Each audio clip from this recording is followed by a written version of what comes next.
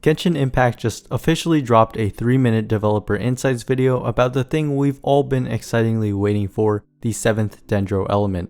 Some of the stuff shown here is pretty straightforward, and other things were way too brief to be able to analyze. But real quick, I wanted to explain what we can extrapolate about the two new reactions, Bloom and Catalyze, since they don't ever say it outright. Bloom is between Dendro and Hydro, and it immediately drops this plant on the ground. It doesn't seem to do anything on its own, as nothing appears to happen when it comes close to the player or an enemy. Instead, its usage comes from being in close proximity to a third element. When near Pyro, it creates a small explosion. All three Hilichurls can be seen having the Dendro status, but only the two on the left hit by Yanfei's normal attack are burning, so the explosion itself must do Dendro damage and not Pyro. It also looks like the activation area for this is quite large, which is nice because it means you won't have to struggle with targeting.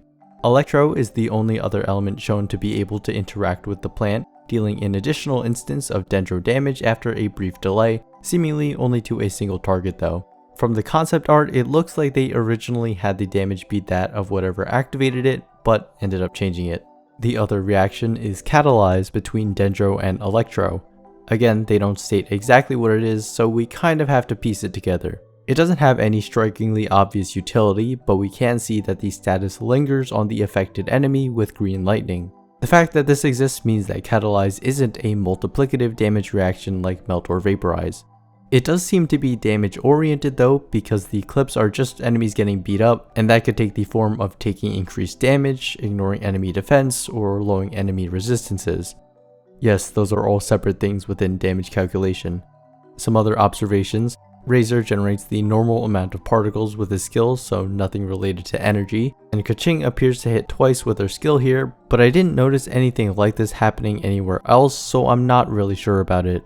You also probably noticed that Cryo, Animo, and Geo are notably absent from this video. Considering how the title is formatted, it seems like there will be more Sumeru preview videos, but chances are they will not focus on elements or reactions.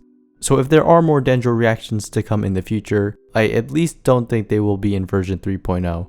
So yeah, short video because there's not much more to analyze before getting some concrete info, but I just thought I'd break down the footage a bit in case you were confused. That's all though, so thanks for watching.